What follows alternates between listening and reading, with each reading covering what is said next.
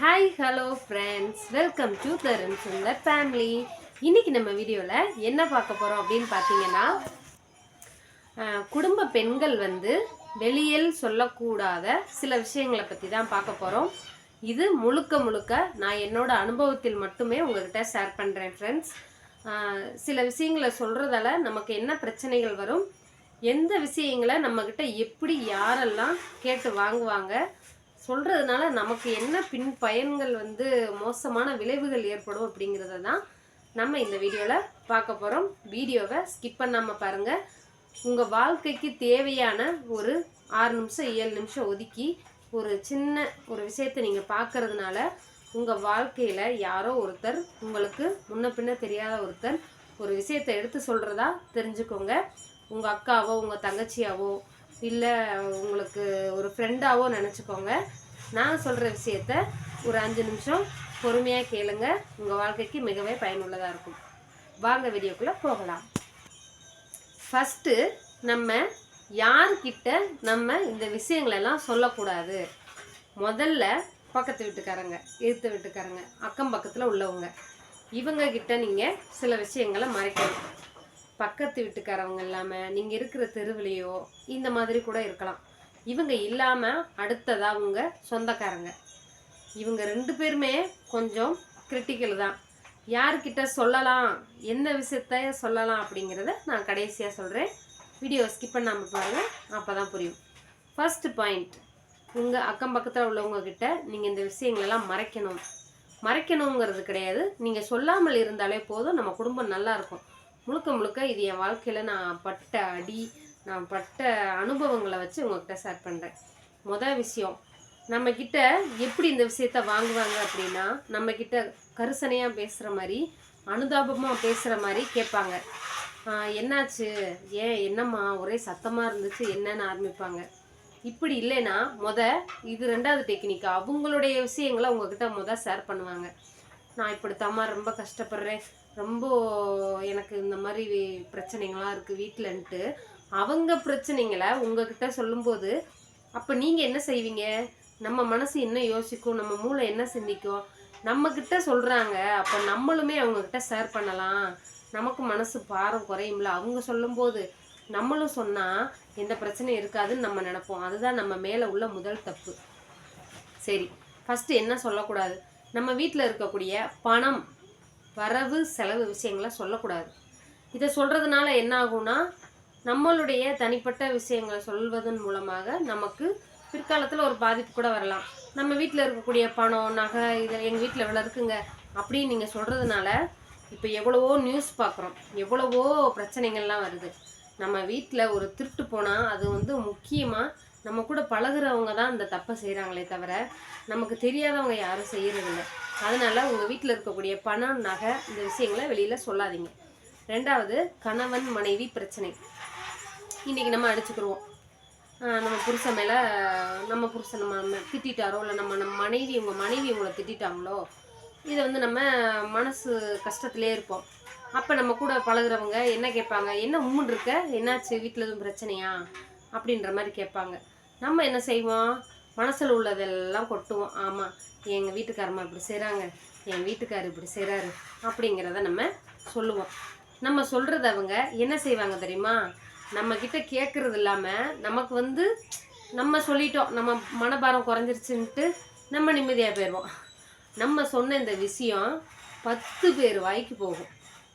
நீங்கள் ஒருத்தட்ட தான் சொல்லியிருப்பீங்க மனசு வேதனையாக இருக்குன்ட்டு, ஆனால் இது 10 பேர் வாய்க்கு சுற்றி போகும். அவளுக்கும் இவளுக்கும் சண்டையா, அவள் புருஷன் அவன் அடிச்சுவிட்டானா, இப்படித்தான் பேசுவாங்களே தவிர பாவம் இந்த பிள்ளை நம்மக்கிட்ட மனசு விட்டு சொல்லியிருக்கு, இதை நம்ம வெளியே சொல்லக்கூடாதுன்னு யாருமே நினைக்க மாட்டாங்க. 3வது ஒரு விஷயம், இன்னொருத்தரை பற்றி நீங்கள் சொல்லக்கூடிய குறை, இது உங்கள் வீட்டுக்காரர் இல்லை, உங்கள் குடும்பத்தில் ஒருத்தர், அவங்க மாமியாராக இருக்கலாம். மனசு விட்டு நம்ம சொல்லக்கூடிய இந்த விஷயங்களும் 10 பேர் வாய்க்கு போகும். நீங்கள் இன்னொருத்தரை குறை சொல்லக்கூடாது.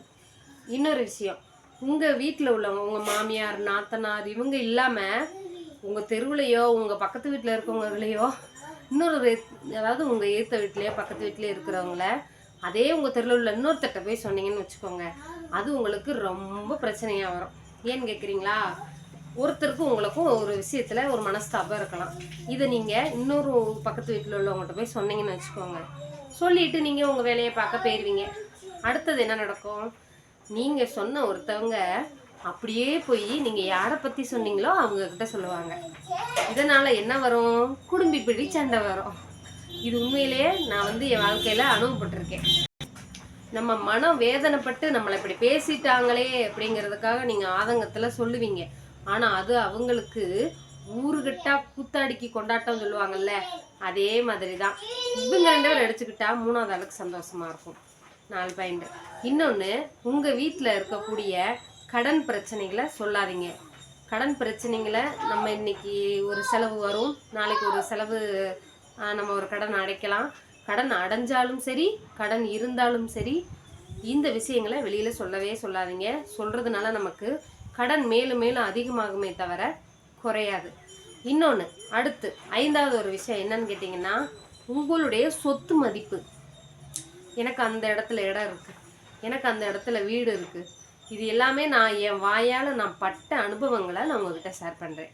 தயவு செஞ்சு இந்த விஷயங்களை நீங்கள் யார்ட்டையுமே ஷேர் பண்ணாதீங்க. இது பண்ணுறதுனால நமக்கு என்ன ஆகும் அப்படின்னு பார்த்தீங்கன்னா, ஒன்று நம்மளை என்ன சொல்லுவாங்க, நம்ம என்ன சொல்லுவோம், அங்கே இருக்குங்க இது இருக்குங்கன்ட்டு நம்ம பெருந்தன்மையாக சொல்கிறதாக நம்ம நினச்சிக்கிறோம்.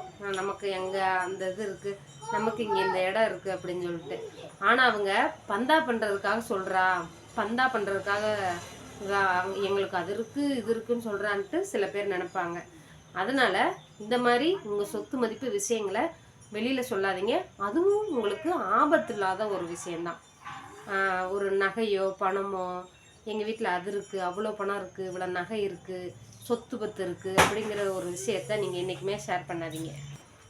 ஓகே, இப்போ யார்கிட்ட அக்கம் பக்கத்தில் உள்ளவங்கக்கிட்ட சொல்லக்கூடாது. இப்போ நீங்கள் இன்னொருத்தர் யாருன்னா சொந்த பந்தங்கக்கிட்ட சொல்லக்கூடாது. சொந்த பந்தங்களை விட மோசமான ஒரு இது யாருமே கிடையாது. நல்லதுக்கு எவ்வளோ உதவுறாங்களோ அதே அளவுக்கு கெட்டதுலேயுமே சொந்த பந்தங்களுடைய பங்கு அதிகமாக இருக்கும். அதை நான் உங்களுக்கு இன்னொரு வீடியோவில் சொல்கிறேன். சரி, இப்போ நீங்கள் யார்கிட்ட ஷேர் பண்ணலாம் அப்படின்னீங்கன்னா, இப்போ நீங்கள் படிக்கிற ஸ்டூடெண்ட்டாக இருக்கீங்களா, தயவு செஞ்சு இந்த விஷயங்களை உங்கள் அம்மா அப்பா கிட்ட சொல்ல முடியாத விஷயங்களாக இருந்தால் உங்கள் டீச்சர்கிட்ட சொல்லுங்கள். டீச்சருக்குமே பயமாக இருக்கா, உங்கள் ஃப்ரெண்ட்ஸோட அம்மா கிட்ட சொல்லுங்கள். அதுவும் பயமாக இருக்கா, உங்கள் ஃப்ரெண்ட்ஸுக்கிட்டையாவது சொல்லுங்கள். சொல்லக்கூடிய சில விஷயங்களை நீங்கள் சொல்லி தான் ஆகணும், ஷேர் பண்ணி தான் ஆகணும்.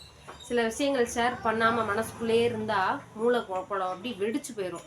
இப்போ திருமணமான பெண்களாக இருந்தால் உங்களுக்கு ஒரு பிரச்சனை அப்படின்னா உங்கள் மாமியார்கிட்ட சொல்லுங்கள். ஏங்க பிரச்சனையே மாமியார்கிட்ட தான் அப்படின்னா உங்கள் வீட்டுக்கார்கிட்ட சொல்லுங்கள். வீட்டுக்காருக்குமே பிரச்சனையா, எல்லாத்தையும் கூப்பிட்டு வச்சு பேசுங்க, பிரச்சனை முடிஞ்சிடும். இப்போ உங்களுக்கும் உங்கள் மாமியாருக்கும் பிரச்சனை இல்லை, உங்களுக்கும் உங்கள் கணவருக்கும் பிரச்சனைங்கிறத உங்கள் சொந்த பந்தத்திட்ட போய் சொன்னீங்கன்னா அவங்க வெளியாட்கள் மூலியமாக அந்த விஷயம் நம்ம வீட்டு ஆளுங்களுக்கு தெரியும் போது அப்போ தான் பிரச்சனை பெருசாகும். எந்த பிரச்சனையாக இருந்தாலும் உங்கள் வீட்டுக்குள்ளே வச்சே சால்வ் பண்ணிக்கோங்க, பிரச்சனையே வராது. இது முழுக்க முழுக்க என்னோடய அனுபவத்தில் சொல்கிறேன். இந்த வீடியோ உங்களுக்கு ரொம்ப பயனுள்ளதாக இருக்கும்னு நினைக்கிறேன். தயவு செஞ்சு நம்ம குடும்ப விஷயத்தை வெளியில் சொல்லாதீங்க. என்னைக்காக இருந்தாலும் அது நமக்கு பிரச்சனையாக தான் வரும். பிடிச்சிருந்தா மறக்காமல் ஒரு லைக் பண்ணிவிட்டு நம்ம சேனலை சப்ஸ்கிரைப் பண்ணிக்கோங்க. டாடா, பாய்.